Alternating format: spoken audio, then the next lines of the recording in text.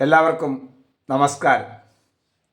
ഇന്നത്തെ സുഭാഷിതം: മാതാപിതാച മേ ശത്രു യേന ബാല്യേന പാഠ്യതേ സഭാമധ്യേ ന ശോഭതേ ഹംസമധ്യേ ബകോ യഥാ.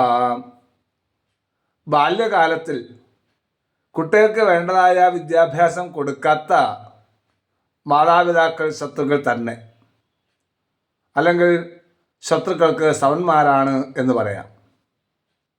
ഒരു ജ്ഞാനി അല്ലാത്തവൻ വിദ്വജ്ജനങ്ങളുടെ ഇടയിൽ പെട്ടുപോയാൽ അരയന്നങ്ങളുടെ ഇടയിൽപ്പെട്ട കൊക്കിനെ പോലെ ആകും എന്നാണ് ഈ ഒരു ശ്ലോകം കൊണ്ട് പറയുന്നത്.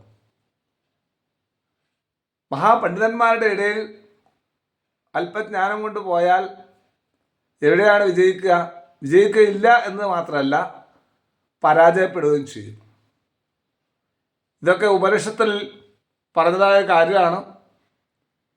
കഠോപനിഷത്തിൽ പറയുകയാണ്, ജ്ഞാനസംബന്ധമായ ബുദ്ധി സാരഥിയായും ദൃഢനിശ്ചയം കടിഞ്ഞാണായും ഉള്ളവൻ ജീവിതയാത്രയുടെ സമുന്നതങ്ങളിൽ എത്തിച്ചേരുമെന്ന് പറയുന്നു.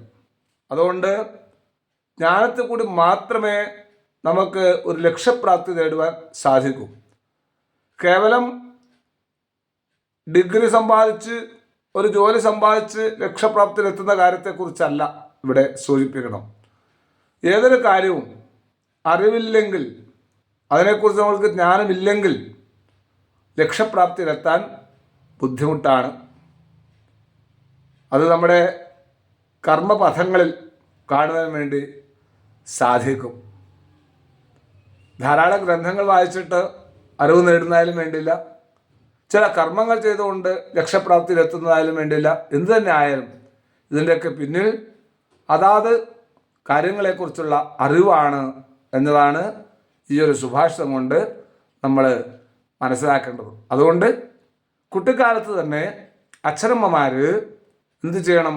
തൻ്റെ കുഞ്ഞുങ്ങൾക്ക് വേണ്ട വിദ്യാഭ്യാസം കൊടുക്കാൻ വേണ്ടി പ്രത്യേകം ശ്രദ്ധിക്കണം. അല്ലെങ്കിൽ അവർ വളർന്നു വരുമ്പോൾ സമൂഹ മധ്യത്തിൽ കഷ്ടപ്പെടും എന്നതിനെക്കുറിച്ച് സൂചിപ്പിക്കുന്നു.